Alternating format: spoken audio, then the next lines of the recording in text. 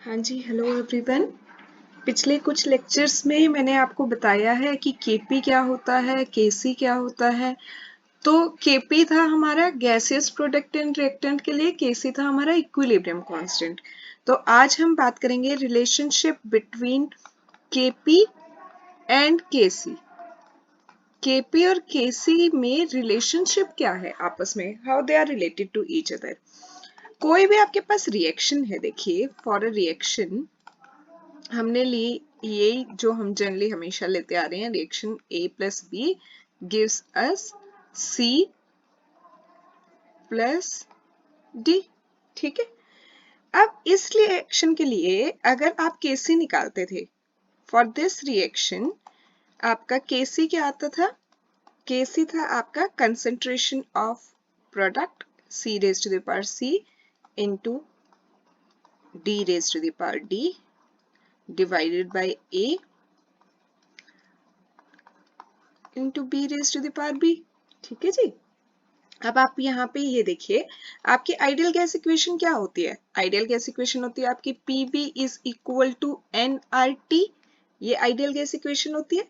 यहाँ से अगर मैं प्रेशर निकालूं V को, अगर मैं इस साइड ले जाती हूँ तो क्या आ जाएगा आपका nRT बाई V। ठीक है। Number of moles by volume, number of moles by volume क्या होता है आपका? Concentration CRT। यहाँ पे हमने C क्यों लिखा? क्योंकि कंसेंट्रेशन है हमारे number of moles by volume. अब हम C को एक्टिव मास भी शो कर सकते हैं, बहुत सारी बुक में आपको ये इस तरह से भी लिखा होगा कंसेंट्रेशन को RT। तो ये आपका आ गया P की वैल्यू।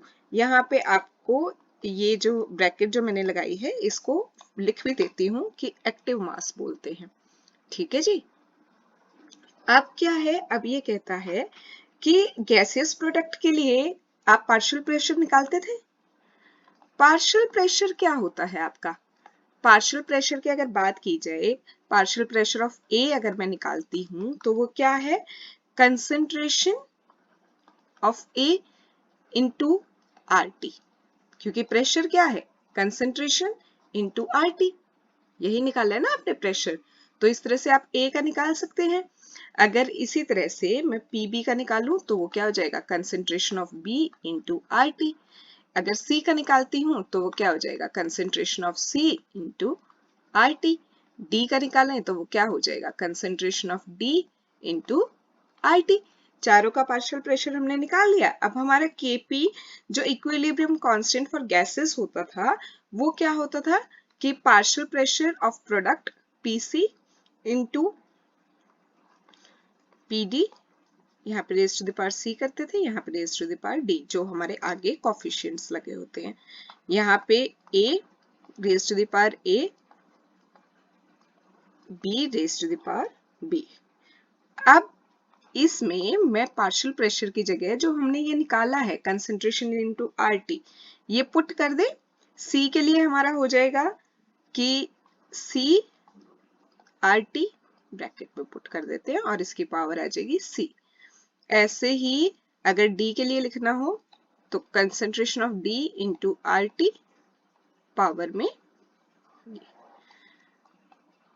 अब आपने अगर ए के लिए करना है, active mass of A into R T raise to the power A, और बी के लिए active mass of B into R T raise to the power B. ठीक है जी।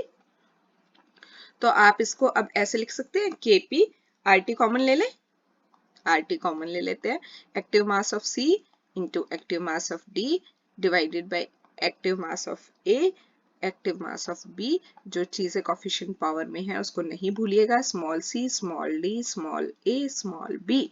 हमने कॉमन क्या लिया है? R T. तो कॉमन हमने लिया आर टी, उसकी पावर क्या हो जाएगी? ऊपर हमारे पास न्यूमरेटर में क्या है, वो चीजें ऐड हो जाती है, सी प्लस डी। ठीक है। और डिनोमिनेटर में क्या है, ये सब्सट्रैक्ट में आ जाएंगी a प्लस बी। ठीक है।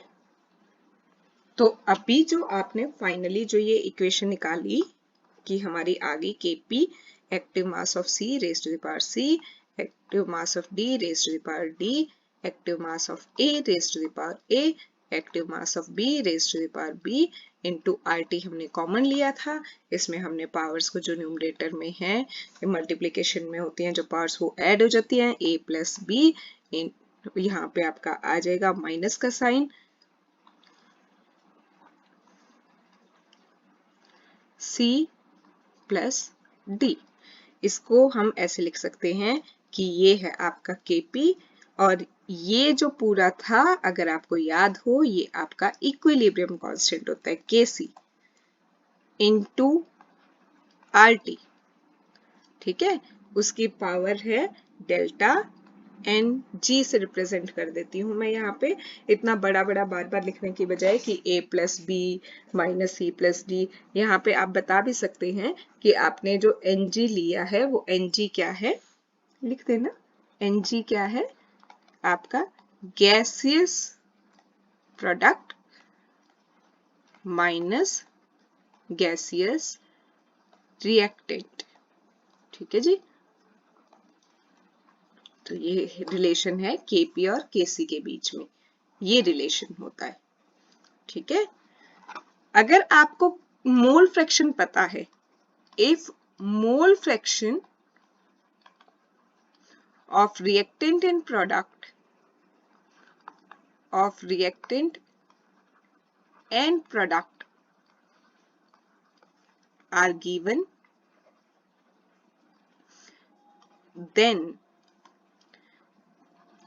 Kx can be calculated।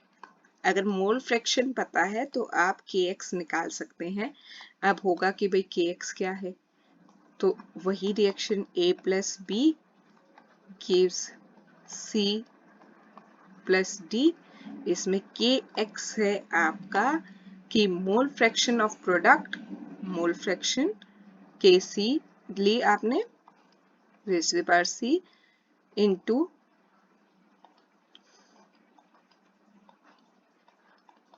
mole fraction of D raised to the power D divided by mole fraction of A raised to the power A into mole fraction of B raised to the power B, ठीक है। और एक और important चीज मैं आपको बताती हूँ कि जैसे मोल फ्रैक्शन जो होती है दैट इज क्या होती है, unitless. Mole fraction is unitless, so Kx जो आप ये निकाल रहे हैं ना that is also unitless, इसकी कोई यूनिट नहीं होगी, ठीक है जी। और अब अगर आप रिलेशनशिप बिटवीन Kp जो था और Kx भी निकालना चाहें तो यहां से आप निकाल सकते हैं कि Kp is equal to Kx into pressure करेंगे आप raise to the power Ng। Ng वही है आपका gaseous product minus gaseous reactant, ठीक है। ये एक दूसरे से इस तरह से कनेक्टेड है। तो अब देखिए आपने डिराइव कर लिया कि Kp और Kc में क्या रिलेशन है। आपका इक्विलिब्रियम चैप्टर से मोस्टली न्यूमेरिकल ही आता है। कल को आप किसी भी कॉम्पिटिटिव एग्जाम में जाएंगे तो वहां पे भी वो आपसे न्यूमेरिकल सॉल्व कराएगा। तो कुछ न्यूमेरिकल्स करते हैं फटाफट। अभी ये पहला न्यूमेरिकल आपको कहता है, क्वेश्चंस बता रही हूँ फिर न्यूमेरिकल भी कराऊंगी मैं आपको। फाइंड आउट द रिलेशनशिप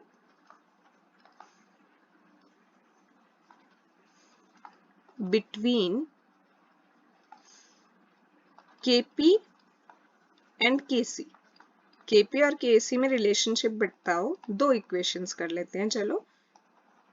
एक तो ये हमारी फेवरेट ही चलती आ रही है कि हम अमोनिया बना देते हैं, N2 + 3H2 gives 2NH3। एक और भी कर लेंगे कि H2 + I2 gives 2HI। हाँ जी, तो इसमें देखिए आप पहले हमारा जो अब इससे पहली स्लाइड में देखिए रिलेशनशिप आपने निकाला था कि Kp इज इक्वल टू ये वाला Kc।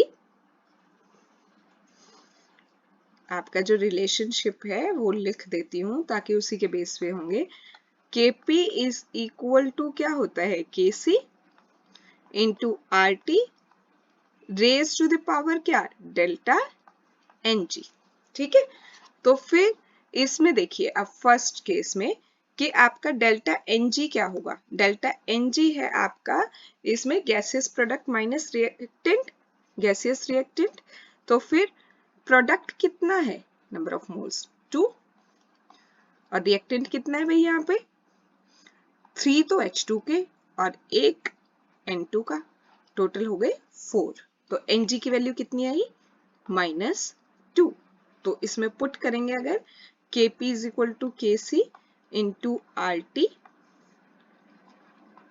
डेल्टा Ng, तो ये आपका क्या हो जाएगा, यहाँ पे Kc को इस साइड ले आओ, Kp by Kc is equal to RT, और Ng अभी हमने निकाला है कितना आ रहा है हमारा -2, तो रेज टू द पावर -2। ठीक है, ये रिलेशनशिप आएगा। ऐसे ही अगर हम इस केस में करते हैं तो यहाँ पे हमारा अब डेल्टा Ng निकालिए आप, सबसे पहले डेल्टा Ng निकालेंगे तो प्रोडक्ट के हैं 2 मोल, रिएक्टेंट कितना है, एक I2 और एक H2, 2 माइनस 2 कर देंगे, इस केस में 0 आ जाएगा, तो यहाँ पे आपका Kp is equal to Kc into RT raise to the power Ng, जब आप पुट करेंगे Kp बाई Kc, वही Kc को इस साइड लेके आई मैं, RT raise to the power 0, तो क्या आ गया, Kp by Kc is equal to 1, और we can say that Kp is equal to Kc। In this case relationship इनके बीच में ये रहेगा। ठीक है जी, इस तरह से अगर कोई रिलेशनशिप निकालने का क्वेश्चन आता है तो आप इस तरह से करेंगे। अब फटाफट एक और क्वेश्चन करते हैं। ये कहता है आपको कि for the formation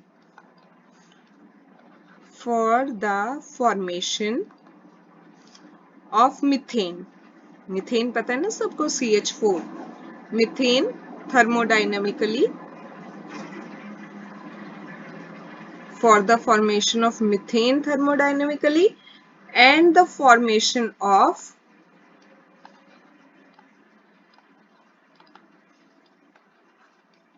NH3 thermodynamically। आपके पास मीथेन और NH3 है, इनकी जब आप फॉर्मेशन करते हैं तो रिलेशनशिप निकालिए, find out relationship between Kp and Kc। ठीक है, बिटवीन Kp एंड Kc, इनके बीच में आपने रिलेशनशिप निकालना है। तो ये कहता है, सॉल्यूशन देखते हैं इसका।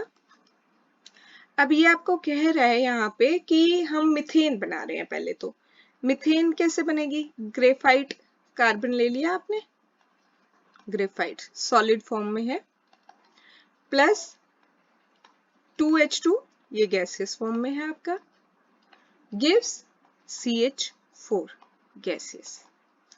अब इसमें फिर वही रिलेशनशिप निकालने के लिए equation Kp is equal to Kc into RT raise to the power Ng। यहाँ पे अब अगर आप Ng निकालेंगे तो आपका प्रोडक्ट जो है उसके कितने मोल्स हैं, 1, और रिएक्टेंट में 2, तो कितना आ जाएगा यहाँ पे -1। अब आप लोगों में से एक आधे लोग को ये स्ट्राइक हुआ होगा कि यहाँ पे मैम ने इस 1 को क्यों नहीं कंसीडर किया, एक कार्बन भी तो है, लेकिन बेटा कार्बन जो है that is in solid form. तो हम जब निकालते हैं Ng तो हम क्या निकालते हैं, नंबर ऑफ मोल्स जो ले रहे हैं हम गैसियस प्रोडक्ट के और गैसियस रिएक्टेंट के। तो रिएक्टेंट में गैस फॉर्म में सिर्फ H2 है, तो हम सिर्फ H2 को कंसीडर कर रहे हैं।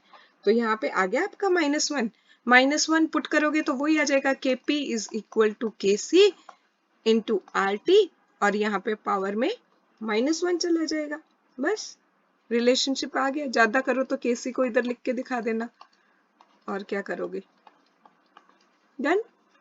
ऐसे ही अब हम अगला पार्ट उसने पूछा है NH3 के लिए, बताइए। NH3 के लिए तो अभी भी हमने कुछ देर पहले किया था, N2 + 3H2 gives 2NH3। इस रिएक्शन को पूरी को हाफ कर दूं, ठीक है, 2 से डिवाइड कर दूं, तो 1/2 प्लस 3/2 H2 gives NH3। ठीक है, हीट ऑफ फॉर्मेशन जो हो रही है। अब गैसियस प्रोडक्ट निकालेंगे, यहाँ से Ng निकालेंगे, तो NH3 कितना है 1 माइनस 1/2 प्लस 3/2। इसको एलसीएम लेके जब आप सॉल्व करेंगे तो देखिएगा आपका आएगा -1। ठीक है, अब Kp by Kc is equal to RT -1। Put कर दिया हमने वहां पे जो हमारा Ng निकाला है। बस इतना ही करना है इसमें आपने। एक और न्यूमेरिकल करा दूं फटाफट, फिर हम ये टॉपिक ही खत्म कर देंगे। होपफुली आपको टॉपिक समझ आ ही जाएगा।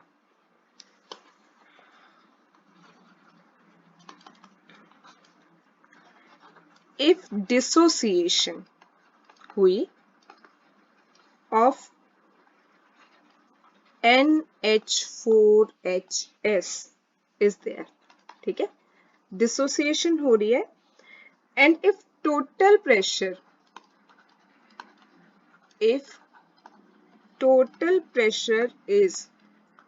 20 atmospheric at equilibrium, find Kp निकालिए। तो देखिए अब रिएक्शन क्या हो रही है आपकी, NH4HS है, जो कि आप कह रहे हो वो डिसोसिएट हो रहा है। डिसोसिएट होगा तो ये किस में होगा, एक तो आपकी अमोनिया बन जाएगी NH3 गैसियस, और एक H2S गैस रिलीज होगी। ठीक है, तो ये और आपके पास होता है सॉलिड फॉर्म में। अब इसमें आप कैसे करेंगे, आपने एज्यूम ही करके चलना है शुरू में। तो लेट प्रेशर जो है हमारा, प्रेशर ऑफ NH3 गैसियस जो बना, मतलब प्रोडक्ट जो बन रहा है आपका, एंड H2S गैसियस, दोनों चीजें गैसियस फॉर्म में जो बन रही हैं, उसका टोटल प्रेशर हम मान लेते हैं P है हमारे पास, कैपिटल P।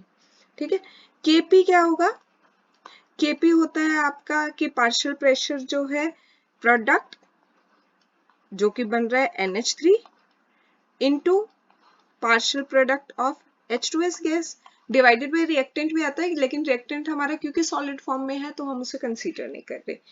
तो अब ये आपको कहता है, ये हमारा रिलेशनशिप आ गया Kp का।